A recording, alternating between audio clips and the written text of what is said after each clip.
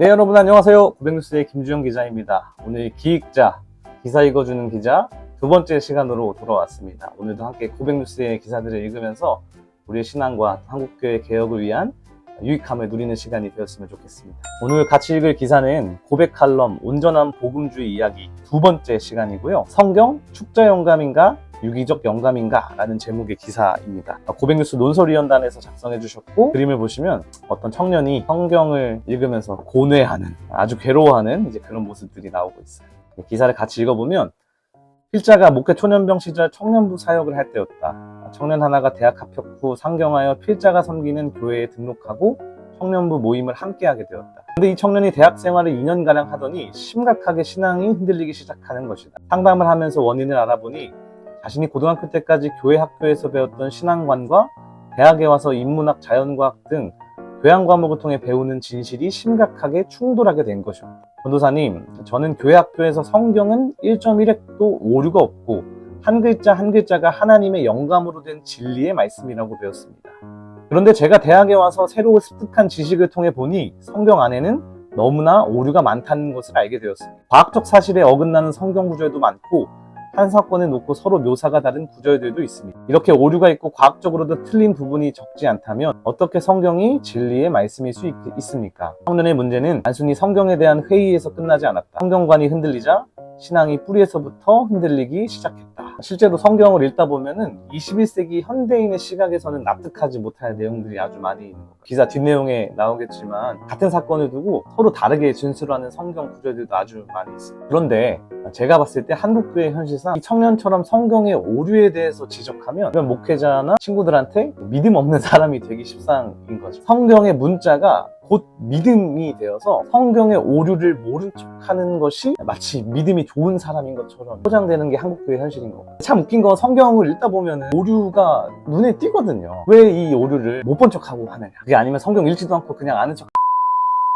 성경 무오류설에는 크게 두 가지 설이 있다. 하나가 축자 영감설이고 다른 하나가 유기적 영감설이다. 축자 영감설은 성서 문자주의라고 하기도 하는데, 하나님께서 성경의 단어 하나하나까지 직접 감동시키셔서 기록하셨으므로 성경에는 과학적, 역사적, 사실적으로 1.1획도 오류가 없다는 설이다. 한국교회의 많은 성도들이 이 축자 영감설을 믿어왔다. 또 그럴 것이 한국의 종교 문화에는 경전을 중시하는 문화가 강했고, 이 경전도 해석보다 문자 그대로 암송하는 것을 소중히 여겼다. 그래서 축자 영감설을 부정하면 이는 곧 하나님 말씀인 성경의 권위를 부정하는 것이라고 생각한다. 독자가 오해가 없도록 결론부터 말해두자. 성경 66권은 분명 오류가 없다. 근데 여기서 오류가 없다는 말은 1.1획도 과학적, 역사적, 사실적으로 오류가 없다는 뜻이 아니다. 성경이 하나님 말씀으로서 성도의 신앙과 행위를 이끌어주어 하나님 자녀로 살게 해주는 일에 오류가 없다는 뜻이다. 축자 영감설은 한마디로 하나님의 영감을 받았기 때문에 성경의 문자 하나하나가 과학적, 역사적, 사실적으로 오류가 없다라고 주장하는 거죠. 이 필자가 밝히는 것처럼 성경에는 오류가 없습니다. 그런데 그 오류가 없다는 것이 문자 하나하나가 오류가 없다는 뜻이 아니라 우리를 하나님의 자녀의 삶으로 이끄는데 성경에 오류가 없다는 것이지, 이제 문자 하나하나가 역사적, 과학적, 사실적으로 오류가 없다, 이제 그런 의미가 아니거든요. 성경의 문자 자체가 곧 믿음이 되어버린 사람들이 성경의 문자적 오류에 대해서 그저 못 본 척 한다면 오히려 그것이 나중에 신앙의 회의감을 가져오는 그런 신앙적 폐해를 일으킨다고 말하고 있는 거예요. 그러면 축자영감설이 끼치는 신앙적 폐해라는 것은 무엇일까? 첫 번째로 축자영감설은 사실적으로 옳지 않기 때문에 거짓 주장을 억지화하게 됩니다. 성경 안에는 과학적으로 방어할 수 없는 진술들이 도처에 나온다. 창세기 1장에 보면 해와 달은 넷째 날에 창조되고 식물은 셋째 날에 창조되었다. 식물은 광합성을 하기 위해 햇빛이 필요하다. 이는 창조주 하나님이 세우신 자연이치. 식물보다 해가 나중에 창조되었다는 성경 구절은 이 창조주의 이치인 과학적 순서에 어긋나는 것이 아닐까? 또 창세기 1장 16절에 보면 큰 광명으로 낮에 주관하게 하시고 작은 광명으로 밤을 주관하게 하셨다라고 한다. 그러나 아는 대로 다른 광명체가 아니라 태양빛을 반사하는 반사체이다. 굳이 창세기에 나오는 우주의 구조와 현대 천체 물리학이 발견한 우주의 구조 차이를 말하지 않아도 성경 안에는 이미 과학적으로 방어될 수 없거나 의문이 제기되는 오류가 도처에 나오고 있다. 성경 무오류설의 근거를 성경은 과학적으로 오류가 없기 때문이다 라고 주장하면 오히려 성경 무오류론을 방어해내기가 힘들다는 말이다. 방어하려고 하다 보니 오히려 억지에 가까운 주장을 펼치게 되는 것은 피할 수가 없다. 그래서 제가 생각하는 축자영감설의 가장 큰 폐해는 무엇이냐면 사람을 바보로 만든다는 거예요.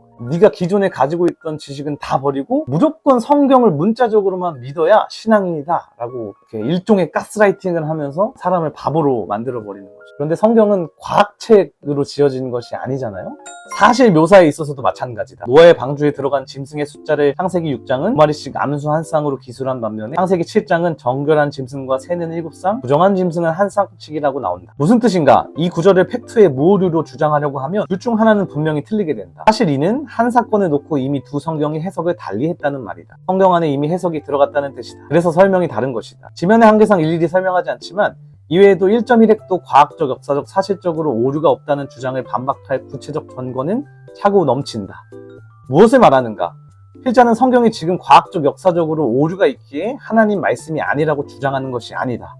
오히려 그 반대다. 국자연감설로 성경 무오류설을 주장하면 이는 성경의 진실과는 동떨어진 주장이 되어 오히려 억지 주장을 하게 되고 결과적으로는 성경에 오류가 없다는 성경 무오류설을 방어해내기가 불가능해진다. 즉 축자연감설은 자신의 성경 무오류설에 대한 광고한 확신과 달리 오히려 성경의 권위를 방어해내기가 어렵다.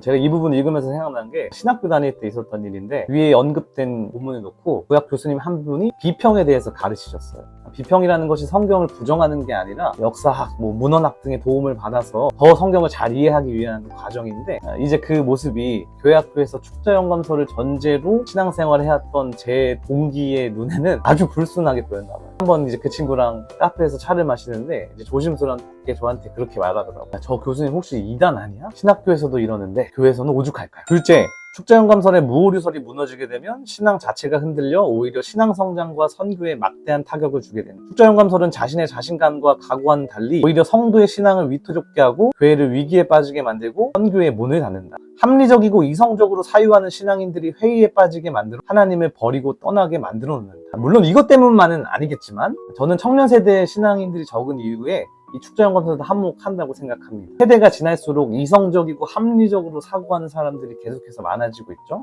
그런데 축자연감설이 이 성경을 비이성적인 책으로 만들어버립니다. 그래서 결과적으로는 이 선교의 문을 닫아버리는 그런 결과도 가져오고 있지 않나. 셋째, 그렇지 않으면 인류가 발견한 진리, 과학, 역사, 인문학의 유산을 철저히 부정하고 오직 교리화된 종교적 맹신의 성 안에 갇혀 살게 만든다. 축자연감설을 버리면 성경을 부정하고 성경 안에 계신 하나님을 버리는 것 같은 두려움이 드니 축자연감설을 옹호하기 위해 과학이나 인문학의 발견을 애써 외면해버리는 것이다. 그런데 여기에 또 신학적 문제가 있다. 인류의 역사는 역사의 주관자 되시는 하나님과 지금 전혀 상관없이 마귀에 의해서 조종되어 가고 있는 것인가? 이렇게 본다면 그는 본래 의도와 달리 하나님의 전능하심을 부정하거나 창조주가 역사 속에서 일하시는 분임을 부정하는 망령된 생각을 하는 것과 같다. 축자연감설의 신봉은 오히려 하나님을 성경 안에 가두는 결과를 가져온 거죠. 축자연감설의 논리대로 가다 보면 하나님께서는 오히려 성경 밖의 영역에서는 침묵하시는 잘못된 결과, 하나님의 전능하심을 부정하는 결과가 나타나게 되는 것입니다. 과학적 결과물이나 인문학적 결과물들은 완전히 부정해버리는 신앙인들이 아주 많이 있죠. 성경에 나오지 않으면 다 잘못된 것인 거죠. 성경에 나와야지만 다 맞는 것처럼 그렇게 이야기하는 거죠. 그러면서 성경에 나오지도 않은 마이크는 강대상에서 글을 읽는 독자 중에 자신도 모르게 축자연감설을 믿어왔던 독자가 있다면, 그리고 그가 진정한 하나님을 사랑하고 하나님 나라가 이 땅에 확장되기를 원한다면 선교와 전도에 오히려 걸림돌이 되는 축자연감설과는 이별할 수 있어야 참 신앙인이 아닐까 한다. 교회가 세상에 전하는 것은 결국 삼위 하나님 자신이지 성경의 문자가 아니기 때문이다. 우리가 곧 믿음이라고 생각했던 축자연감설과 이별해야지만 우리가 정말로 하나님을 잘 전할 수 있지 않을까. 유기적 영감설에 대한 다음 기사의 글을 기대케 하는 그런 글로 마무리가 되고 있어요. 오늘도 댓글 한번 읽어볼까요? 박준땡님. 많은 기독교인들이 독단으로 치우칠 수밖에 없는 축자연감설을 받아들임으로써 전도와 선교의 벽을 쌓고 있어서 참 안타까웠는데 그 벽을 허물기 위해 반드시 읽어야 하는 글을 올려주셔서 감사합니다. 한국의 모든 크리스천들이 기독교 신앙의 본질인 사랑, 자비, 화합, 평화의 가치를 훼손하는 축자연감설을 벗어나서 진정으로 주님 기뻐하시는 삶을 살아가길 바랍니다. 오늘도 이 글은 따봉으로 제가 BRA님, 주님을 인격적으로 영접한 후 나는 진리의 말씀인 성경을 읽고 그대로 살아야겠다고 생각했다. 하지만 세상을 살아갈 때 성경 구절과 부딪히는 일들이 생겼고 그것으로 인해 나에게 자유함과 평안이 없었다. 그때 성경은 살아있는 생명의 책이라는 설교 말씀을 듣고 성경을 다시 읽기 시작하면서 말씀의 은혜가 나를 자유하게 했다. 다음 호의 유기적 영감설 내용이 기대된다. 댓글도 따봉으로 화답하겠습니다. 따봉. 네, 여러분 기익자 두 번째 시간 이렇게 마쳤습니다. 여러분에게 유익한 시간이 되었기를 바라면서 다음 기익자 시간에도 유익한 기사로 다시 여러분들을 찾아뵙도록 하겠습니다. 안녕.